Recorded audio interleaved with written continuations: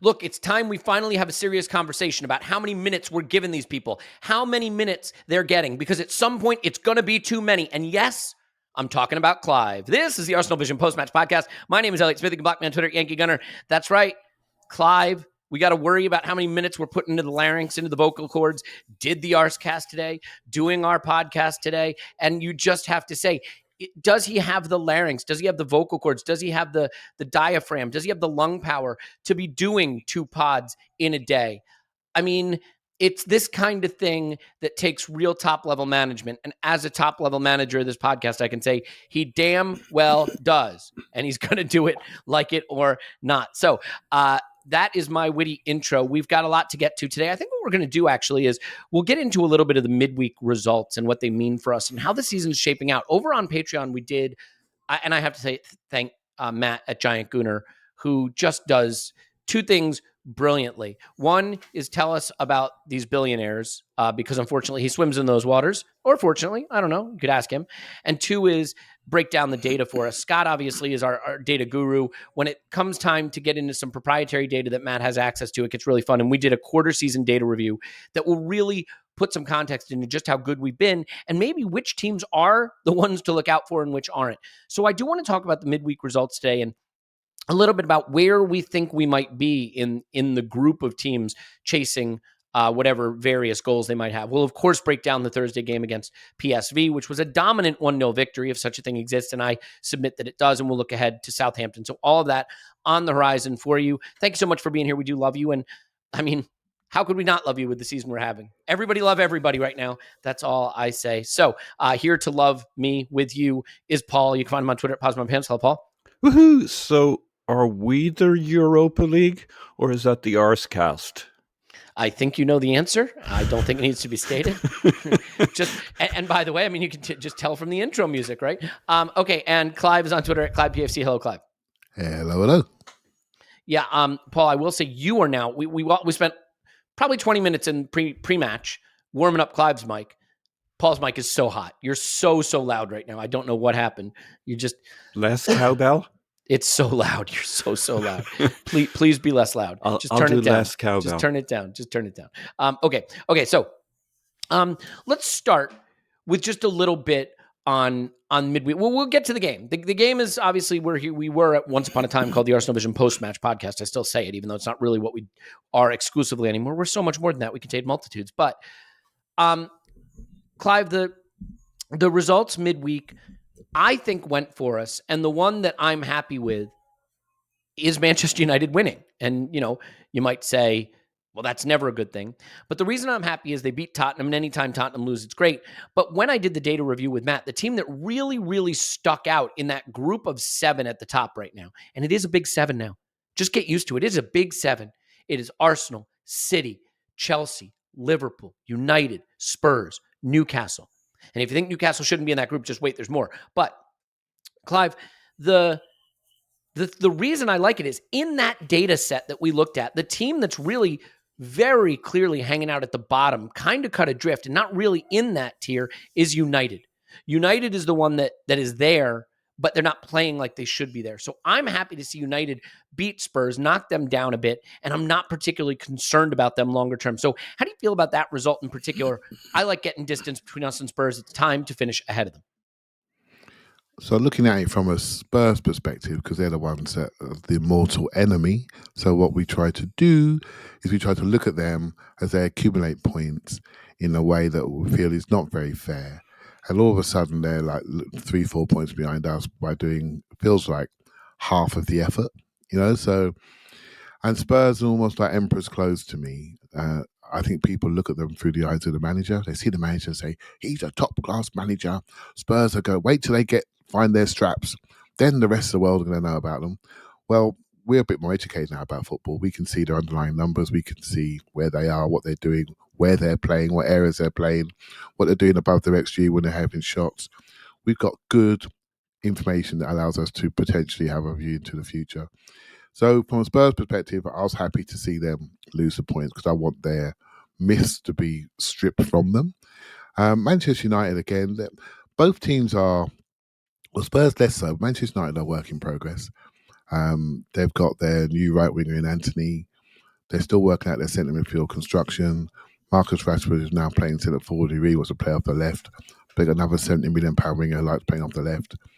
So they've got issues there regarding fit and melding them together. They'd never really get Martial and Rashford on the pitch. So I look at Manchester United and I just see holes. And also, I'm not even mentioning Ronaldo, for example, what's happening off the pitch. And I know everyone said it, and I'm not going to say something unique here.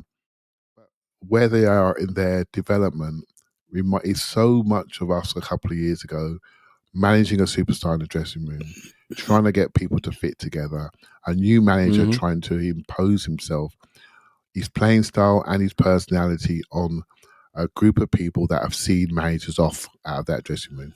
And so I'm not sure if Ten Hag has got the charisma to achieve what he needs to achieve, but I think they need to make sure they give him the time to do so.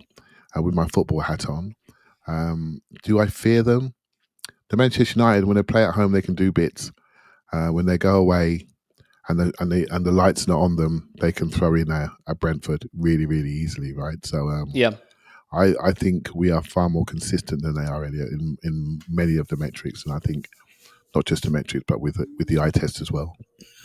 Yeah, I totally agree with you, and I think with going through it with Matt the other day was really eye-opening in terms of just how far back they are in so many of the important metrics. And Paul, when I look at what we're trying to do this season, I feel like I'm straddling two goals because I have the stretch goal, as they call it, right? Which is the title. It sounds silly to say it, I know, but it is the stretch goal. Like you have to have stretch goals. And when you're in first a quarter of the way through the season, that should be a stretch goal. Very simple, especially when the data says you belong there or roughly there along with City. And then there's the conservative goal, right? The minimum goal, which is top four. And so there's probably a third goal, which is just finally finish above Tottenham. And I see the midweek results as having been really helpful for that. Obviously, Chelsea failing to win at Brentford. And the more I look at results and the more I look at the way they go, I think people have to start rethinking also the way they talked about our early season, right? Oh, you beat Bournemouth, they stink. Well, Bournemouth actually have gotten some results here and there. They've looked okay. Brentford, whatever. Well, it turns out that that's not a team that you're going to roll over. And a lot of the things we did early in the season, other teams have had a hard time doing, like Chelsea. So as far as the way these results went in midweek and where we're starting to shape up in the league, I mean, obviously West Ham weren't able to get points off Liverpool in what was a game, though, that emphasized just how poor Liverpool are defensively. I think it ended like 2.3 to 2.3 on XG. They just can't keep the door shut at the back. So how do you feel about how those midweek results went and how we're balancing the stretch goal of the title with the minimum goal, which is don't lose a top four position when it's all said and done? Yeah. So we seem to have, there's a cliche, if you don't win, don't lose. But our cliche is if you don't win, don't draw. We don't do draws. And I think there's something I'm still trying to work through there that's a bit different about us and other clubs. Everybody else is drawn. And when you think about the way we play and our fast starts, we kind of have a bit of a formula, and we get out to a fast start in both halves. We get a goal by and large. We can't quite score at will, but we can certainly get a goal, it seems, in the important periods of games, or we've spent 2% of our season behind, which is way ahead of everybody else. And so we have a way of playing that is a little unique at the moment, and maybe it's a small sample size thing, but we kind of did it last year without producing as many goals. We were still very much the team with the fast start, got a goal first. We only had 3 draws last year. Now, the difference between last year and this year is we could see why we would struggle to come back if somebody got a goal and sat deep. But we see there's way more goals in this team, way more threat, way more 1v1 dribbling capabilities. And so I think we're a different proposition that has sorted itself out after a good long preseason with players played in, clear identity, etc. And the reason I'm talking about us rather than, if you like, your invitation to talk about those other teams is they're still working out who they are. You could go down the list. Tottenham still working out what it is with Conte. Is he boxing clever? Is he really periodizing his season so that after the World Cup, blah, blah, blah. Miguel Delaney shared an article on Man City, how they've done that in the past and peaked for November and February. And he asked the question because it's been put to him, is that what they're doing? Now, he asked it with a certain skepticism, but like they will have one of a couple of kinds of seasons yet to be defined here. Man United are working out who they are. I think it's a season too far for them to be consistent, but I think if they stick with Ten Hag, they'll be good next year. Chelsea are a little safe at the moment with Potter, but could hit a groove soon enough. We saw with Newcastle, they were bad the first half of the season, did a managerial change last year. We're very good the second half of the season. But we're already off to the races, have a formula, know what we're doing, start fast, get our goals. And we've got it. We've jumped out to a lead, and yet it's a marathon this season. It's going to be how you pace yourself. And Xhaka was interviewed after the game last night about, managing yourself within a season and a few other things. And he said, we now have, under Arteta, we have a plan A, B, and C. And when the World Cup comes along, we'll probably work on coming up with a few more things. I really think we have the cake baked at the moment, and the others are still working on what's the recipe. Yeah, I think that's really well said. That's a good analogy, and I like cake, so everybody wins there. Should mention Steven Gerrard gets the sack. No idea why, doing a brilliant job for Villa and probably should have stuck around at least till they were relegated. But no, he's gone. I hope those screws in his hip don't sting too much as he walks home alone. He has a lot of love in my heart for him after what he said about Saka, and he just needs to soak up those 16 operations he's due across his career. Yeah. I think he will find that he is very much walking alone at the moment, and I am, as the kids say, here for it. Yeah, the interesting thing, midweek, Newcastle win again, and Clive, as we sort of start to wrap this up, and we'll get to the Arsenal game because this is the Arsenal Vision podcast, the data had a couple of clear points to make. One is that there's tier one. Tier one was City and Arsenal. And again, all of this is in the data review that I did with Matt. Tier two was sort of Liverpool, actually, very much in there, Chelsea, but really leading tier two, or right there near the top of tier two, was Newcastle. And then you had Tottenham sort of at the back of it, and Man United even further behind that. Newcastle aren't someday going to be a top four challenger. The day has arrived already. And if they decide they want to flex some financial muscle in January, the team is playing, at least statistically, like a top four side. I mean, ironically, they have one loss. They're the opposite of us. They've got 6 draws, which is killing them. But if they flex a little financial muscle, like this is a team that isn't a future top four team. They are spring-loaded to be there now. And I'm curious how you think about that. Because I just want to, can I read something off to you guys? This is the top 7. Listen to this. Arsenal, City, Spurs, Chelsea, United, Newcastle, Liverpool. Every single one of those teams for the visible future is going to expect themselves to be a top 4 team when the season starts. And there they all are sitting in the top 7. Liverpool were like, oh, they're 7th. Wow, look at the teams they're behind. Newcastle, United, Chelsea, Spurs, City, and Arsenal. Every season, you're going to think we belong in the top 4. And every season, you're going to have to get past 3 teams that also think they belong in the top 4 just to get there. The strength of this league is incredible. And it is going to really change how we build our expectations and think about what's realistic going forward. It's also why you got to walk through these doors when they're open for you, even a crack like it is for Arsenal right now. So Clive, with Newcastle, where they sit right now and this changing face of the table, I don't think we're looking at some distant future. I think we're in the future right now. We could well be, and the numbers are telling us so. So what are they doing? I was just trying to look at them earlier. I listened to a podcast the other day, and I thought, let me have a look at Newcastle. What are they doing? And they're doing a little bit what we did, maybe with Kieran Tierney pushing up on high on the left-hand side. They're sort of reversing it on the right-hand side with Kieran Trippier. And they're playing almost like a back three with Botman, Shah, and Dan Burn. And so they're rolling around right-sided into a three, building up with a two in front, and using Trippier to be an executioner in the last third.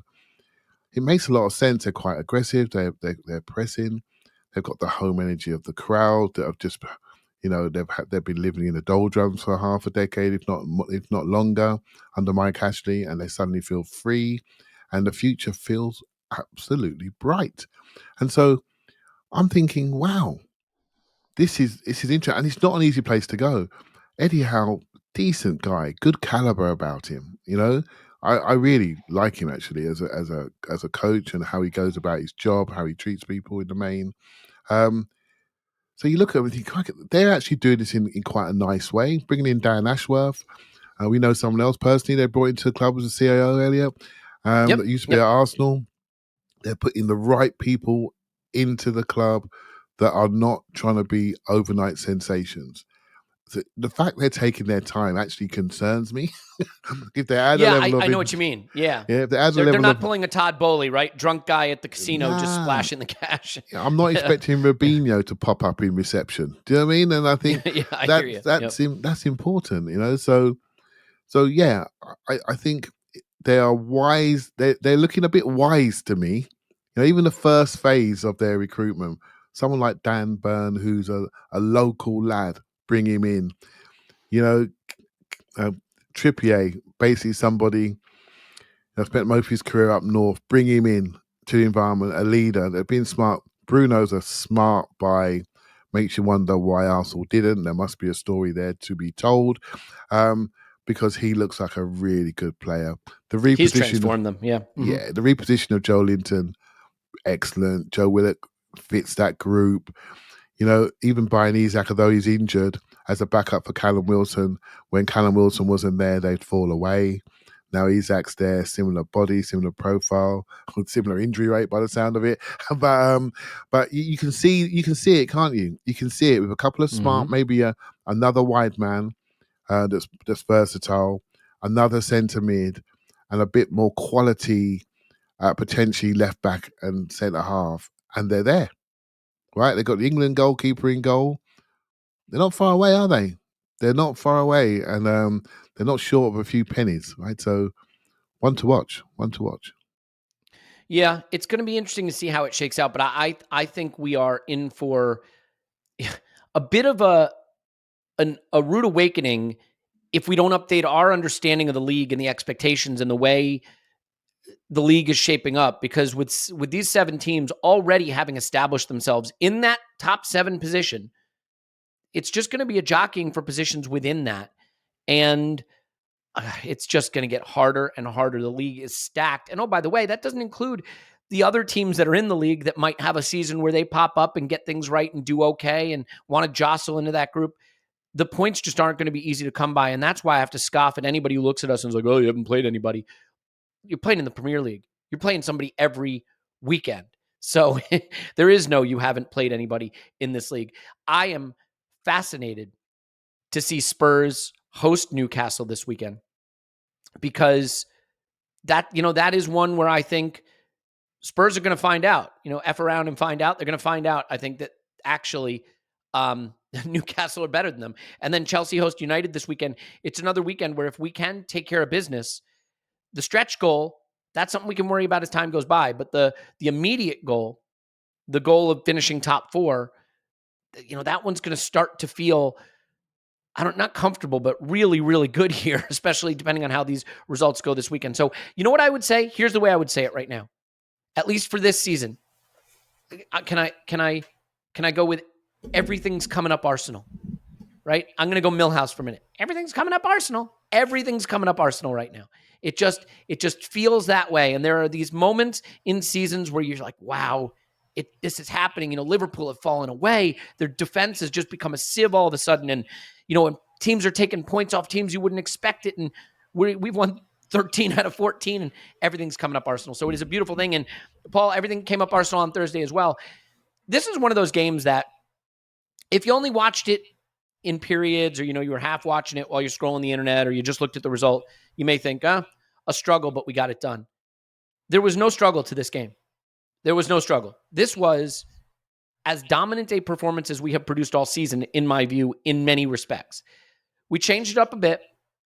I think we wound up like 2.3 or 2.4 XG to like point something, 0.3, 25 shots to 4, 62% possession.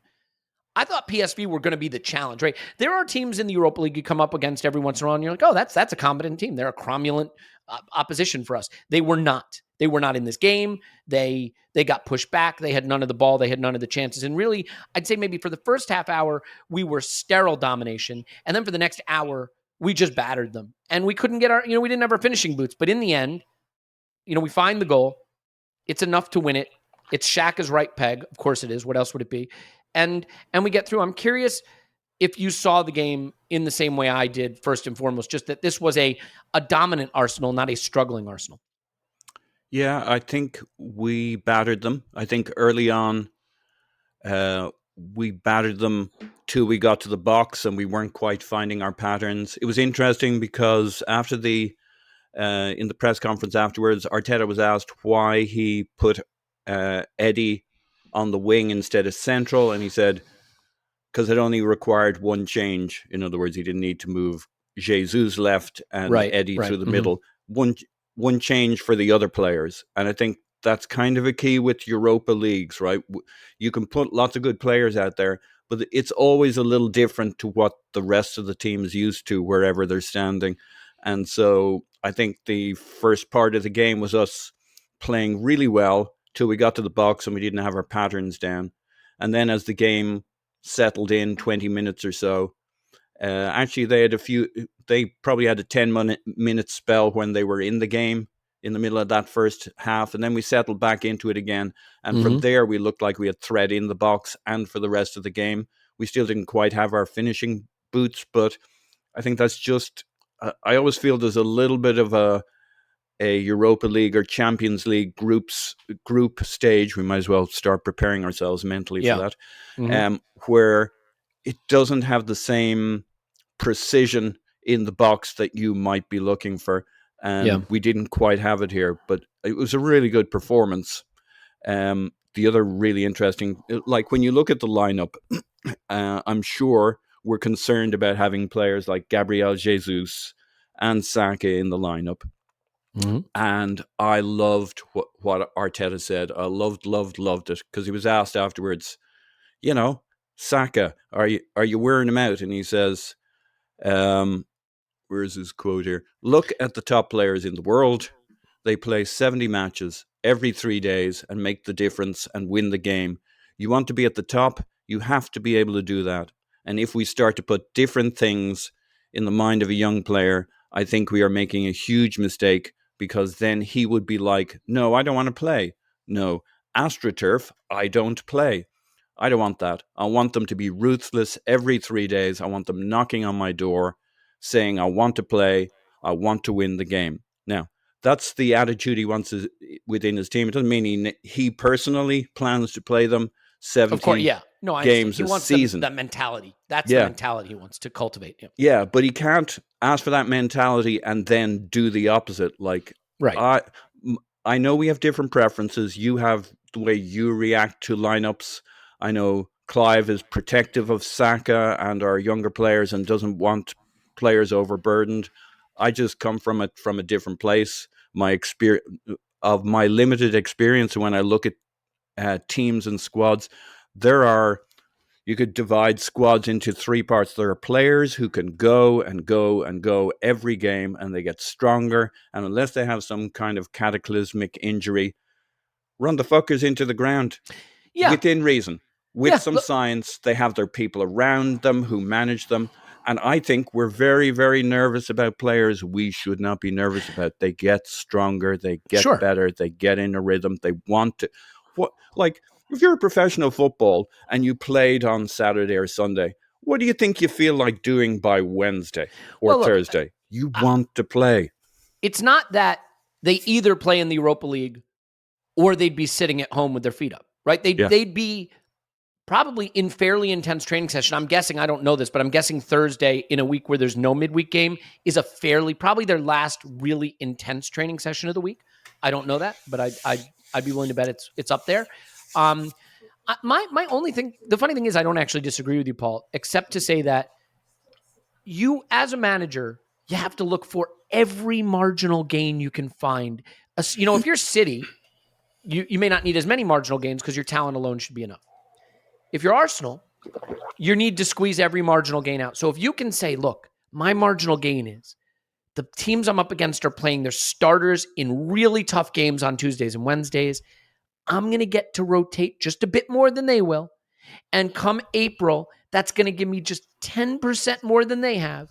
And that's going to be the difference. So I'm not saying don't play them. But also, what if it's a marginal loss, right? What if doing that actually subtracts a little from the player? Yeah. Hey, can I level you? I'm not saying that's not the case. I'm saying the manager needs to weigh those things and needs to make an accurate determination. And ultimately, again, we can never know this. And what they do have is, this is why my opinions have evolved slightly. 10 years ago, 12 years ago, I may have been more dogmatic, but we know the sports science behind the scenes is more advanced now, that they have access to more data than they ever have, that the understanding of things like periodization have gotten more advanced. So I am more inclined to trust that these decisions are driven by some good data and not just my players play every 3 days because it's the right mentality. I don't think this is just blood and thunder. I think there's science behind it. So Clive, a couple things on this game. First, you were there. So I'm curious to get your sense of how the atmosphere on a Thursday was versus the atmosphere on a weekend. I mean, much like the players may have a hard time lifting themselves coming off Spurs and coming off Liverpool, and then it's Thursday Europa League. Did the crowd have the same struggles? Did you find that atmosphere-wise, it took a bit to get going? A little bit. I was busy myself before the game, so it took me a while to connect to it. I didn't have my normal drinks and normal things I have, but it was a 6 o'clock kickoff, right? And no excuses, play like a champion. Come on. Yeah, I was thinking, I wonder what the attendance is going to be like. It wasn't an easy ticket to get. I'll tell you that for nothing. And I had to refresh, and I got it. And when I got into the ground, it was full. It was full, and also a few late comers because of people coming from work. But it was full. The atmosphere was right there. I think. Sometimes the lack of the last two home games I've been to have been Liverpool and Tottenham, right? Two amazing games that will stay with me for many a year. And then you come to this game and there isn't the same contest. There isn't the same duels going over the whole of the pitch. Said this last night. And I think the lack of the contest, the collision, maybe made it a less broken field two-way game and a bit more of a structured game with passing around a mid to low block, getting to the outside, waiting for the gap, and then going. Our shot numbers were good. They were a little bit intimidated by us. And eventually the crowd sort of, in the second half, it's like the crowd said, okay, we need a bit of help here. And everyone just started to just everything got a bit louder and a bit quicker, and the team responded, and we eventually scored the goal. So, this was a test for the new Arsenal, shall we say? The new atmosphere, the new the good feelings that we all feel. And I'll tell you, Elliot, it's still there. It's still there. And as I went into the club level lounges afterwards and went to go and get a drink to do the recording, it was packed in there. No one wanted to leave. No one wanted to stay. And all the pubs were full because the game finished a bit earlier. Yep. It's a good place to be, and it's not changing anytime soon. And that's the truth. Yeah, and ultimately, I think we were treated to some fun football, if not the goals we deserved. 5 big chances missed. I mean, it's the kind of night it was. Look, I'll stick with you for a second, Clive, but I do want to do something. And it's not my nature to want to lecture the listeners. It's not my nature to want to lecture Arsblog. It isn't my nature to want to lecture Paul. I'm going to lecture all of you for a minute. And maybe I'll just speak to Andrew directly. I read some difficult and troubling things in the Arsblog about Van Nistelrooy being likable in his pre-match press conference. That is absolutely unacceptable talk. If you got to not listen to that, if you got to memory hold that, if you got to use the flashy neuralizer thing from Men in Black, you do what you got to do. None of this Van Nistelrooy is likable talk. Absolutely. Get out with that stuff. Okay? So if you found yourself finding him likable, take a quiet moment of reflection and memory hole that, and let's get back to business hating Ruud van Nistelrooy. It's one of those things we are obliged to do. The greatest trick the devil ever played was convincing us he doesn't exist. Exactly. Ruud van Nistelrooy. Can I just All right, listen, can I just add to this? Yeah, please. Because I was fortunate enough to be in a press conference last night. So it was a very instructive moment for me to see how people are, see the people that do this job for real. Press conferences now. Look at him. To see how people go about their work, and really, bumped into James and Kaya in the room and had a chat. And thanks, Amy, for getting me in there. So yes, all good. Arteta walks in, right? He walks into the room, and I gotta say, he has presence. He has real presence about him. This is a fanboy talking. I'm not a child. He walks into a room and he brings something there, and he's a very intense individual that understands every word he's going to say and how he's going to say it and how it's going to be received. The guys in there are obviously used to him, but I thought the answer in Saka was so instructive. That was a big moment in the room, and you felt that, right? So, Ruud van Nistelrooy brought up hating him, absolutely hating him. I cannot stress this enough, right? I absolutely hated him, and I'm with Paul. He walked in the room. He was so nice. He was so. he was have a word so, with yourself. He was not just nice. He's a good guy. He was patient. He understands Arteta, what he's doing from a coaching perspective. The respect is there. He respected the club. He respected everything about it. And I walked away thinking, wow, do not judge a book by the cover you are presented with. It'd be interesting watching his career, actually. What the? We're not seriously. Doing this. No. We're not reinventing Ruud van Nistelrooy. There's glasses now. He looks totally different. Yeah, it's gonna be a career I'll be watching. To see what he does with his team. I'm pulling for him. His team. Come on. His team was a bit intimidating. You guys need to watch some. You know what? You know what we're doing? Our next rewatch, Clive. We're gonna watch some of those United games. Okay. Yeah. From Van Nistelrooy's era. We're going to get you back on track. You know what it's going to be like? It's going to be like... I don't do Schadenfreude. I can't do it, right? So I'm not talking about Schadenfreude. I'm talking about getting the hatred back. We got to put that hatred back in you. It's going to be like what's it called? The movie, the violence, where they make him, they pull his eyes back and make him watch. I don't watch movies. Clockwork Orange, where they make him watch. I'm going to make you watch those United games. I remember them all. I remember the stamp on Ashley Cole. They're burned in my brain. However, I've compartmentalized and compartmentalized. As a coach, he's interesting. The respect he played Arsenal was obvious, and so yeah, beautiful. Paul, I'm with you, brother. Fake. That's what. Yeah, that was the thing about him. He was very genuine and sincere, sincerely. This is going a place. I'm playing the host card. We're not going this direction, Clive.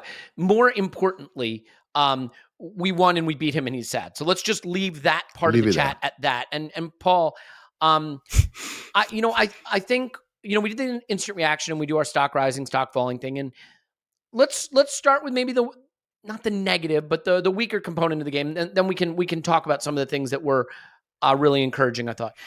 Look, we all know that right now Thomas Partey is playing a role that is probably the least replaceable in terms of alternative options. And the player that wants to be playing, that's expressed that he wants to be playing, did an interview recently where he talked about wanting to be playing. And I thought some of his quotes were excerpted from that interview, maybe in a misleading way, but still pretty clear that he wants to be playing.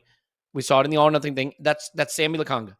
Every player should want to play. I want my players to be desperate to play and frustrated when they're not. But there's a right way to go about it and a wrong way to go about it.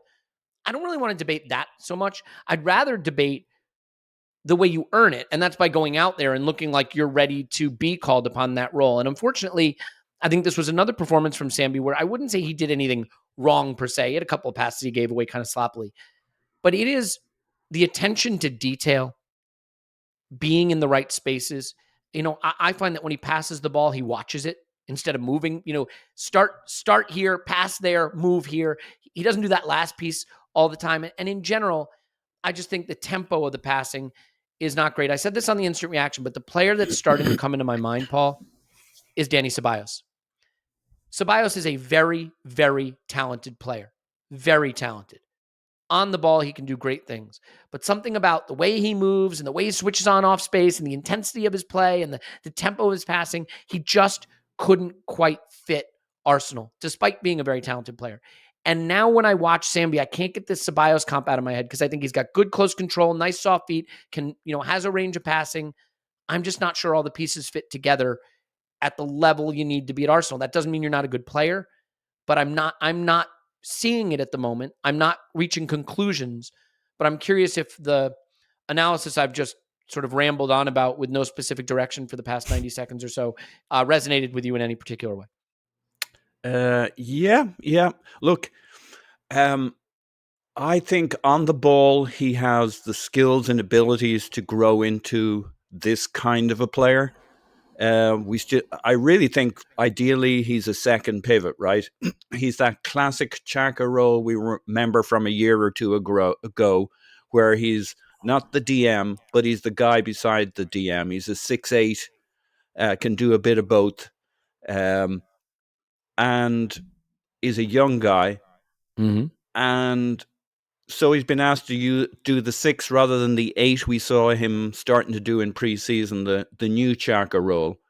And I think we were warming to the idea he might actually grow into that kind of a player, and that might still be the right answer for him. I think his emotional landscape is such that he's not at this point in his career, and maybe never, doesn't have the gritty aspect you associate with being the deepest player, who's going to get pressed, who's going to get pushed, barged. When Partey came on in this game, there were 2, 3, 4 situations where he was challenged in midfield, pushes his challenger out of the way, spins them, takes the ball, wins the ball. And it's not just a size thing. Arteta used to play this role.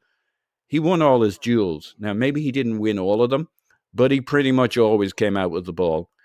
He was, he's one of those guys, low to the ground, solid enough, quick enough feet, but like that intensity he brings to the press conferences was an intensity he brought to being the deepest man on the pitch, even if he were the smallest man in midfield. So it's not just a physicality, which of course Partey can bring. It's a, do you want that job?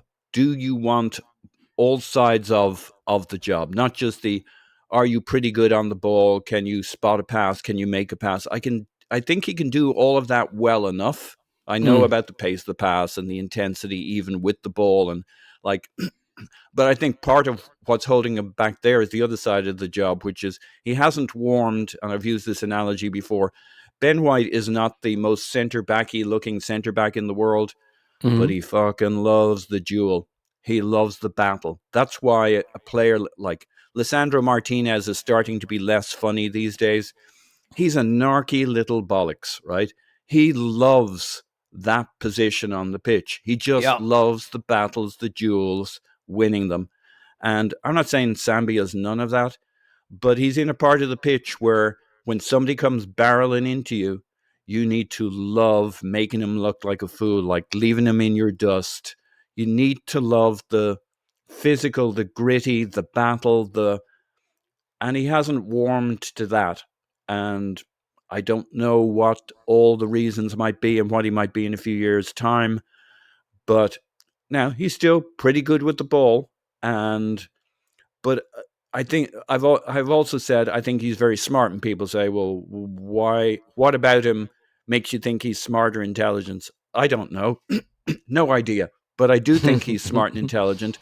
But you only learn the job and the role if you really want it. I'm sure he can get the positional discipline, the smarts, where to be, what to be, but only if you live, eat and breathe it. You hear all these stories about young players going to bed with a football under their arm, having a football with them all. Like, you got to live it.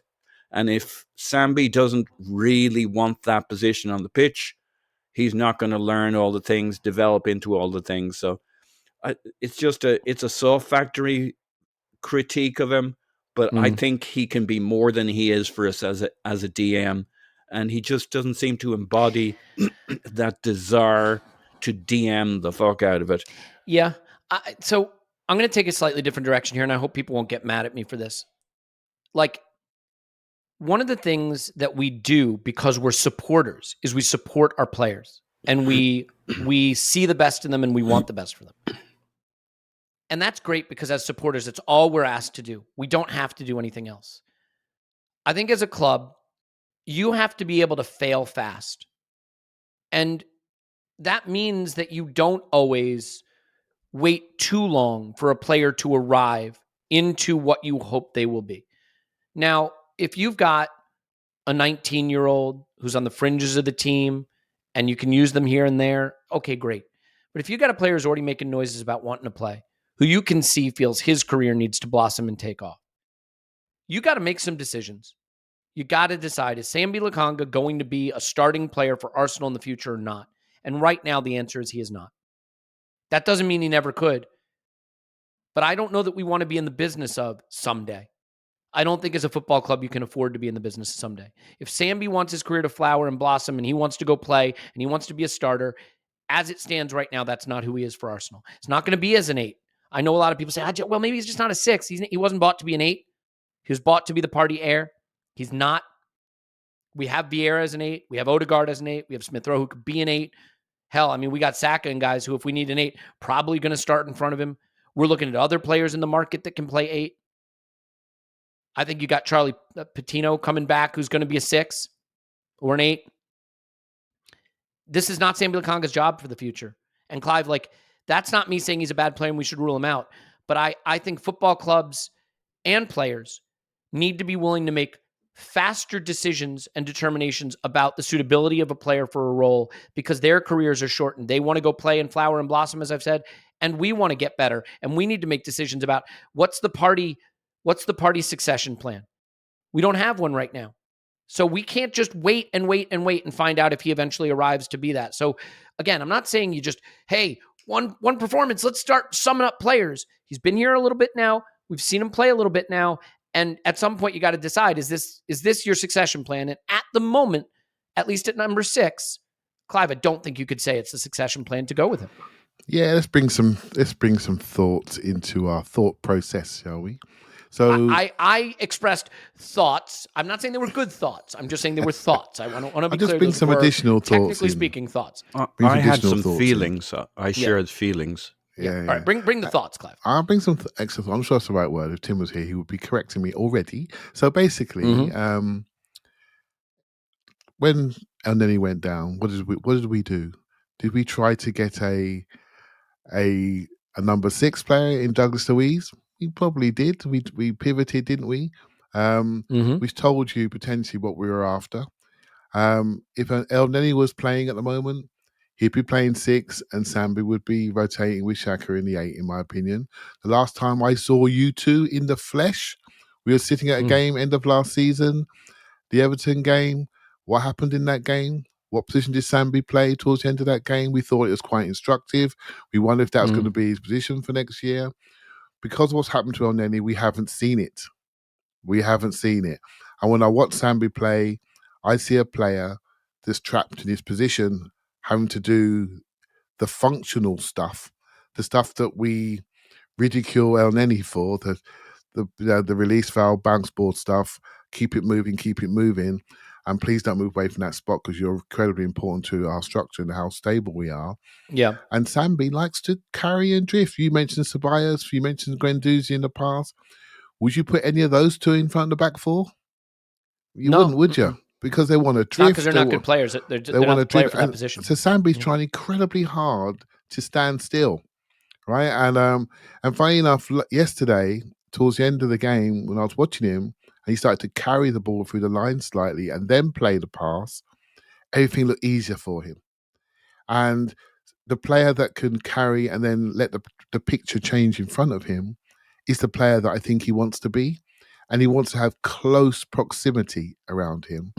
because he's a drifter. He drifts around people. He drifts the ball to people and cuts the angle.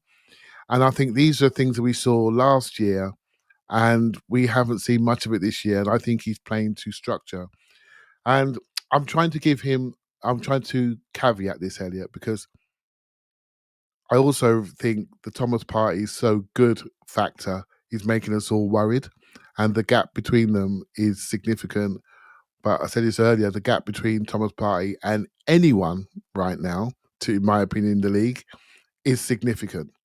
The way he plays that role is a joke. Yeah. When he come on yesterday, just the direction of his shoulders when the ball comes to him, you know the next pass is going. It's definite. Use me, and even my body shape is telling you what's happening next. Move. There was no coincidence that the couple of adults came on the pitch and then we scored. Once Odegaard and Partey came on, the game just changed, and that was that. There was nothing wrong with what we were doing. We were very wasteful in the box, as you know. But when they come on, chance made, both involved, goal. Do you know what I mean? Timing back, overlap, overload, cross back, goal.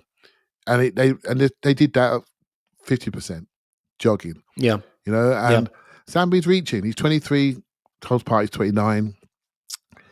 Is it a comparison? Is it a fair comparison? I'm not sure.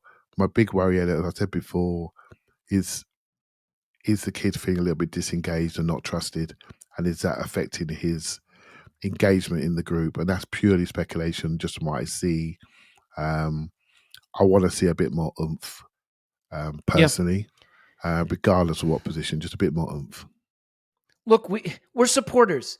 If you're listening to this and you're like, I'm backing Sambi, I'm not giving up on him. Absolutely.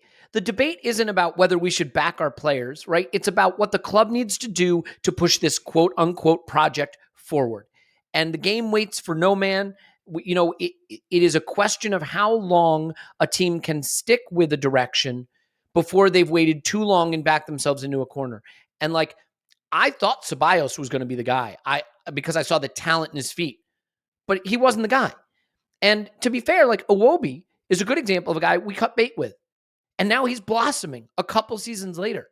Could we have waited until now to get a blossoming Iwobi? I guess we could have, but we sold him for good money. He's gone on and his career has taken a really good direction for him. And oh, by the way, it was really that move that pulled Saka into the team and started his development as a first-team player. So there's a virtuous circle to players moving to where they need to be, making room for other players to come into where they're going to be. And this isn't is Sambi a good player debate. This is, does Sambi suit the role that we kind of need to fill? And if you're going to say, no, he actually suits 8 better, I would ask you, if Granit Xhaka wasn't available at the weekend, do you think Sambi would start or Vieira would start? Because I think Vieira would start. And if Emil Smith-Rowe was fit, I think Emil Smith-Rowe would be starting. So as it stands right now, if El Neni was fit, I think Sambi would be 3rd choice at 6 and 3rd choice at 8. And that player doesn't strike me as someone who's going to tolerate that situation. And that's fair. It's his career. We just have to decide how we want to handle that. I want to get into the players that deserve some flowers from this Thursday game and flowers generally. And then we can look quickly to Southampton before all this is done. But I also want to make another important point here. And, this is something that I think everyone should think about. Because we're talking about getting the most talent in your squad. You really need to be thinking about getting the most talent in your business. You need to be thinking about that. You're like, well, I don't have a business. Well, start a business and then start thinking about how you're going to hire. Or think about how you're going to get hired. I mean, you know what's a really thriving industry right now? Staffing companies. Is your business ready to pay a big amount of money for someone else to go get you talent? You don't need to do that because Indeed's going to do it for you. It's the hiring platform where you can attract, interview, and hire all in one place. Indeed has instant match and assessments and virtual interviews. Hate waiting? Indeed's US data shows over 80% of Indeed employers, over 80%, find quality candidates whose resume on Indeed matches their job description the moment they sponsor a job. Let's talk virtual interviews for a second. The talent pool is deep, and you want to recruit from all over, right? If Arsenal just recruited from their catchment area in London, that'd be nice. But where are we going now? We're going to Brazil. We're going all over the world. You need to be finding talent all over the world, and virtual interviews allows you to do that. You don't have to bring people into your home office. You can message, schedule, and interview top talent all in one place. There's no installations or downloads or things like that. You can do it right from your browser. After using Indeed virtual interviews, most employers said it saved them days of hiring time, according to Indeed data. And I'm guessing it expanded the talent pool quite a bit. Okay, Indeed knows that when you're growing your business, you have to make every dollar count. That's why you sponsor a job. You only pay for quality applications from resumes in our database that match your job description. Their database. I don't have a database, obviously. Visit Indeed.com/vision to start hiring now. Just go to Indeed.com/vision. Indeed.com/vision. Terms and conditions apply. Cost per application price not available for everyone. Need to hire? Yeah. Is that enough of that? Indeed. Get it? Clive, can we please do something I've been dying to do for years? For years, really. Can we give Granit Xhaka some flowers, for God's sakes? You know, there are times when you have players that you just feel like you know down to their DNA. And I feel like we've had Xhaka long enough and we've watched Xhaka long enough that I knew him down to his DNA. Deep line playmaker. When the game's in front of him, he can ping some long passes out to the wings, a little slow-footed, tackles with his arms, loses his temper sometimes. He's not press resistant, but he's got a good range of progressive pass. I knew him down to his DNA, and he's playing like effing Lionel Messi at the number 8 this season, Clive, and God bless him. He was the best player on the pitch again against PSV. He scores a beautiful goal with his right peg. The love is being shown to him, and I think it's taken a burden off him. He plays with a lightness now. He still has the intensity and the focus and the quality. There is something happening here. And like every once in a while, a player surprises you and metamorphosizes into something that you didn't see coming. Sometimes that happens at 23 or 24. It's happening to Xhaka at 30. This isn't me saying he was never good, trying to defend my priors. This is me saying what he is right now is a totally different thing. Maybe it's more the thing he was for Switzerland. I don't know. I can't say I haven't watched him enough there to be sure. But Clive, he was brilliant again on Thursday, and he deserves all the flowers, all the plaudits, all the love he's getting, and I'm here to give it to him as well. Yeah, I've been trying to retire him for years and upgrade him, and always praising him in the back of my mind, thinking we need better than you, mate. and so what I've said out loud is one thing, but I'm thinking, okay, we need to improve that position. What do we need to do for us to go up a level? And he just keeps sticking it straight back at us, right? And there was a point this season that I'm going to quote myself, even though it was a bad quote. I watched him play one of the preseason games, and I just thought he's receiving the ball back to goal a lot. That's not going to work for us. It's not going to work. We need to look at someone like Lucas Paqueta. If we're going to have someone doing that, have someone like Paqueta, he was linked to us at the time, who's good back to goal, more of an attacking 8, but can work backwards. We need to get someone like that in. But then I was watching Xhaka last night, playing back to goal, playing on the half turn, dancing around the ball, arriving in the box, laughing, smiling, kicking people on the touchline. No one cares because he's playing well. There's none of that sigh when he's smashing someone. It's like, I got there a bit late. Don't worry, lads. I'm not getting a red.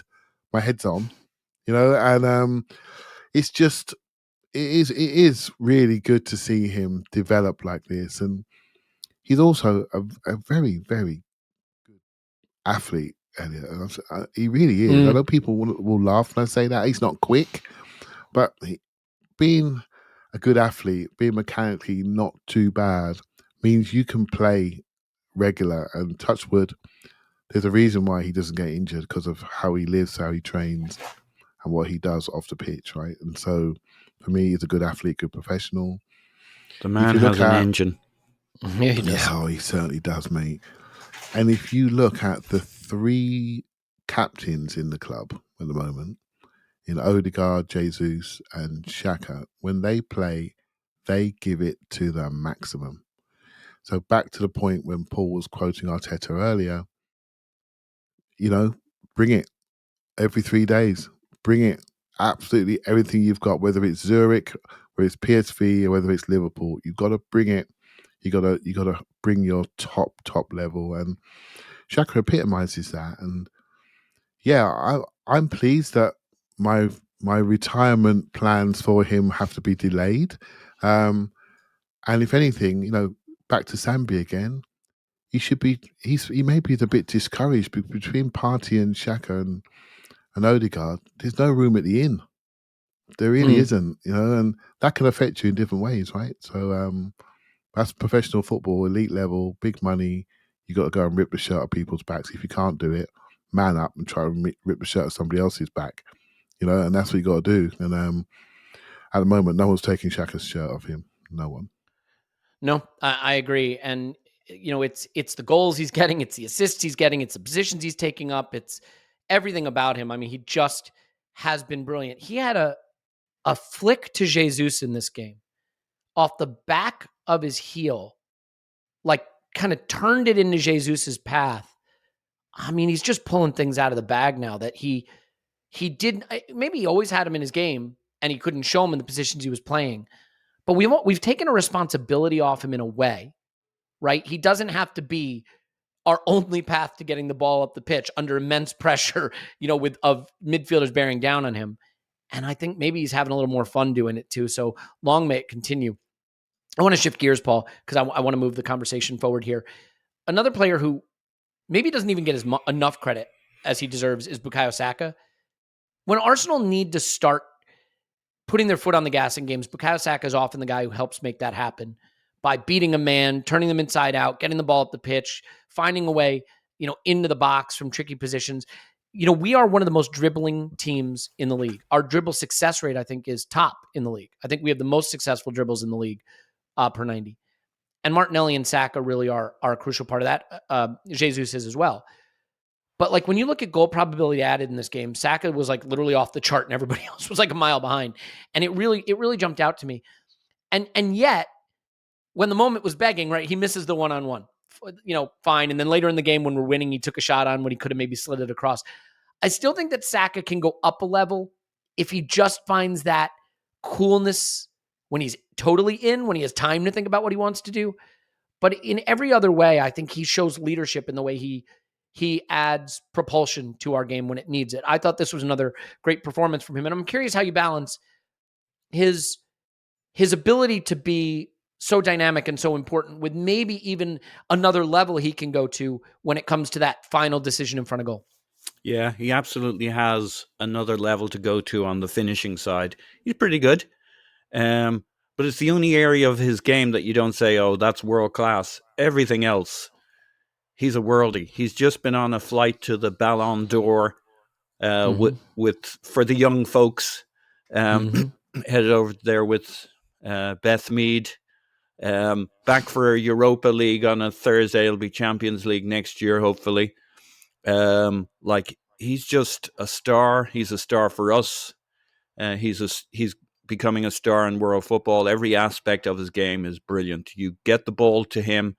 He almost never loses it. He can dribble with both feet. He protects the ball. He keeps it so close to him. Martinelli does the opposite. He dangles it for other people to dive in on, and they get it, but he takes it back off them, or it gets bobbled, and in that chaos, he comes through it. Like they're kind of pole differences in terms of how they get the dribble done. Saka's just so clean. There was that moment later on in the second half where he's over by near the corner flag, and his marker, the fullback or whatever, is all over him, much bigger, pushing him, shoving him, and Saka just spins him around with his body low to the ground, pushes past him into the box. He's clear.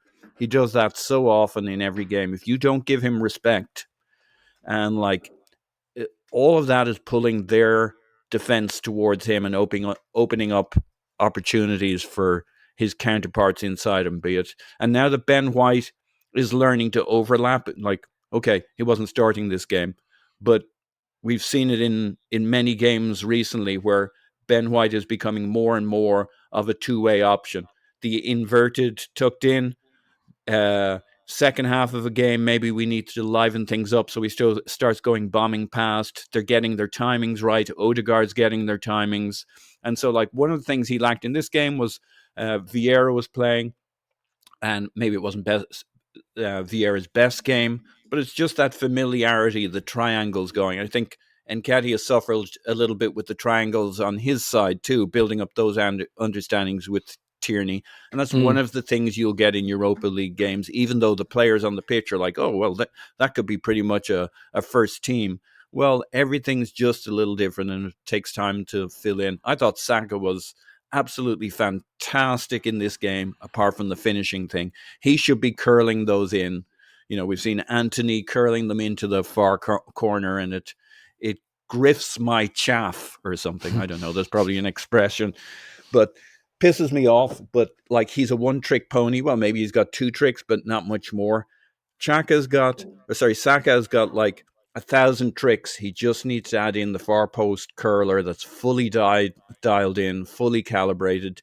He's got all the skills to do it, and it's just that cold blood flowing through his veins when he gets into that spot in the box. His ability to cut inside somebody, Arjen Robben style, even though that they know that he's going to do it. He's got all of that. He decides when he makes that move, and he'll leave them cold. So he's just got to dial that in. He's fantastic, and he'll get fantasticer. Yeah, I mean, this game, Clive, it's so hard, right? Because like, you could look at this game any number of ways, but I'm sorry, when I look at the data, when I look at what I saw, I just think we battered them, and we just didn't have our shooting boots on. Are you getting any worry about the Gabriel Jesus, finishing chances thing going on? I mean, I know when we got him, one of the things on him was, he's not a top quality finisher. He's going to miss chances. I think he's about as good as they get in almost every way, but he didn't have the finish in this game. The way he beats 3 or 4 players until he gets to the point to shoot is pretty incredible. Any concerns about our finishing in this game generally? Because other than that, I don't think there's a hell of a lot to complain about, really. No, I mean, some of the chances Jesus makes, he makes them himself. He gets an 8-yard pass, turns on a sixpence, and runs at the defense, beats about 28 people, and then has a scuffling shot at the goalkeeper. You just think, cranky mate, if you score that's goal of the month sorted out. So, but we immediately forget the 4 people who's left on the floor, right? Previously. So I'm not worried. I was pretty worried about the game he played, the previous game. Leeds. Mm-hmm. Because we lost him in that game. I didn't see the power. I didn't see him moving centre backs, and again, we've become so accustomed with the first 11 to 14, how they play, what they bring, how in charge of their actions they are, and they can really dominate their opponents. And he has been key to that. His physicality has really taken away my want for a tall forward, because he's playing like one, right? So he's got the body of, he's moving people like a big forward would, and that's what I was always conscious of, our physicality top end of the pitch, and he's bringing that and more: leadership, intensity, pressing off the ball, carrying, shooting. So I want to see that. When that's there, I'm all right, because the team's all right. When that's not there, we get a little bit of leads. Do you know what I mean? Where we don't get exits, we don't control games, we're not playing in the areas we want. So that's number one. If he plays like that, that's fine. And the finishes are just around the corner, so they'll be there the more often that he plays. But how he transmits, back to our 3 leaders, what they transmit, the 3 of them, is impossible to miss. What Xhaka's doing, what Odegaard does, and what Jesus does, you cannot miss it. They are leading by example by how they play. And I cannot stress this enough. But when a couple of them dip below, then we need other people to step up and carry the load, right? And Saka does that, Martinelli does that. The defence is in good shape, particularly running backwards and where we play. And obviously Thomas Partey's new level. So we all know the makeup of this group. But he does put a little bit of pressure on some of the players you wanted to assess, Elliot, particularly like Sambi and that. And, when I see Reece Nelson come on the last 10 minutes last night, fine young player, academy graduate, going to have a decent career. I'm not sure it's going to be enough to carry us to the league title. If you see what I mean? No, I do see what you mean. We've got to do something else in those situations, and that's just the nature of development and evolution of a squad.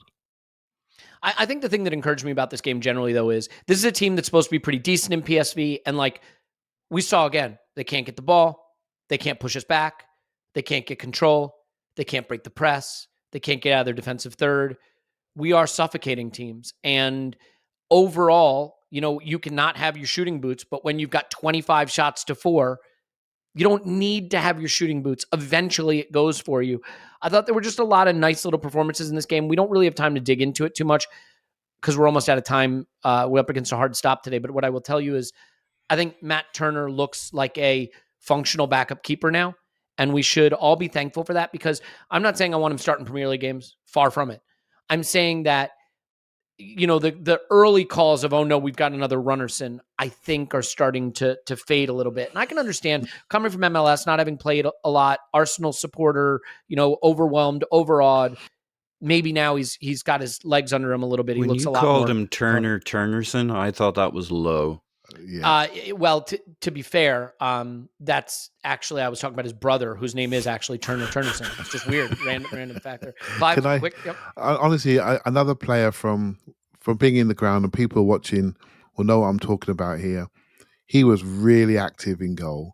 And there was a situation that he did I thought was unique. We had a free kick. And what he did, he sort of went behind the free kick in the second half. I'm not sure it was first half, second half, sorry. And he was almost like directing the wall. We put a wall in front of their wall. And he was almost pointing the angle out. It's very interesting. I'm not sure I'm describing that correctly. I don't know if you saw it on camera. But he was literally on the halfway line, directing the wall, move over, and giving a goalkeeper's view from behind. I did go. I took a bit of stick to Elliot for encouraging him in our community, but for me, I think he's a really good character, really good player potentially, that's going to get better. And I'll tell you now, we talk about Sambi. Shall I tell you something? We talk about Sambi. And one of my fears is his engagement in the group. I have no such fears about Matt Turner. He looks let me say this. Completely in the group. All of my fears about Matt Turner and how he looked initially were things you'd put down to nervousness, right? Like the ball would come to him and he looked like he was going to shit himself. And he doesn't look nervous anymore. And because he doesn't look nervous anymore, he looks like a perfectly functional goalkeeper, which is great, because now I think that's just a little bit of anxiety we can take out of our mind a bit, which is great. It's Southampton this weekend. And, by the way, just as a final point on the PSV thing, we're now in a position where if we get a draw away, we're through. It puts us in a position to play literally the academy against. We're through already. Yeah. We're already through. We're through top of the group. Thank you for pointing that out, which means we skip an extra round of Europa League, which means we can play the academy against Zurich, which is the game right before Chelsea away. So it all lines up pretty well if we can at least just get a draw at PSV. Southampton this weekend, and every single metric about them, Paul says they are what they are, a below average Premier League side. Mm-hmm. The only things that stand out in the data with them, they're very direct and they're very dribbly. Otherwise, this is a below average team. Their press isn't what it used to be. They struggle to score. They struggle to create shots. They struggle to suppress shots. They're really bad defending set pieces. So it wouldn't surprise me, early call, if we get something from a set piece in this game. They have conceded a lot of XG from set pieces this season. Before we say goodbye, your thoughts on what to expect from Southampton this weekend, both in terms of whether you think we'll change the lineup at all and how we'll perform. I can't see any reason we will change the lineup substantially. Interesting calls to make at the left back position. So Tierney's just played. Zinchenko must be close to a comeback. I think he is. Tomiyasu is still an option there because Ben White will want to start at right. So left back will be interesting. Outside of that, I think almost everything picks itself. I am hoping that Southampton will have looked at the Leeds game and wrongly concluded the way to get at us away from home is to go back to pressing the bejesus out of us. And I think they'll get taken apart if they try that. Yeah, I agree. I think this weekend, if we were playing Leeds, we'd take them apart too. We're not flying back from the North Pole after playing Bodo Glimt on the Thursday. It'll be a whole other ball of wax if they try to what else have they got that we would be scared of apart from their older style pressing? So I think if they don't press us, they're in trouble. And if they do press us, it won't be long before that crumbles for them. I think we can beat the bejesus out of them and roll on to our next game. Obviously, football, our competition isn't Southampton. It's the vagaries of football, the randomness, the weird calls, the bad luck, etc. But we haven't been unlucky recently. I wouldn't say we've been lucky either, but we haven't been unlucky. I would say this. The only thing to bear in mind, they are a very direct team, and they dribble. And the one thing we know is at times our Achilles heel has been direct play, right? Over the back, stressing our back line. We're going to want to make sure we play, I think, our best fullbacks at defending in 1v1. So if Zinchenko's not available, I expect it to be Tomiyasu and Ben White again, because I think they're better at shutting down the edges.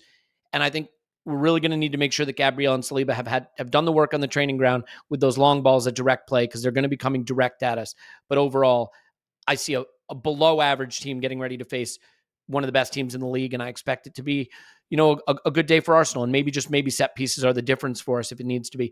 Let's leave it there. It's hard with these Friday pods because we want to get them out so that you can listen. So there's a lot more we could have covered here, but at the same time, by the time we get done talking, it could be kickoff already. So we'll just keep going. We'll have an instant reaction on Sunday. We got lots of stuff. Hey, I hope you will. If you want to do Patreon, that data review that Giant Cooter did is great. We've got a rewatch of the Leeds game. We've got the Net Gains interview with Ryan O'Hanlon about analytics and football. We've got instant reactions. We've got fun stuff that I think you'll like, and we'd love to have you there, or not, because we love to have you here. Clive's on Twitter at ClivePFC. Thank you, Clive. Thank you very much. Paul's on Twitter. Pause my pants. Thanks, Pause. Woohoo! My name's Elliot Smith. You can block me on Twitter. Yankee Gunner. We love you, and we'll talk to you after Arsenal 10, Southampton 0.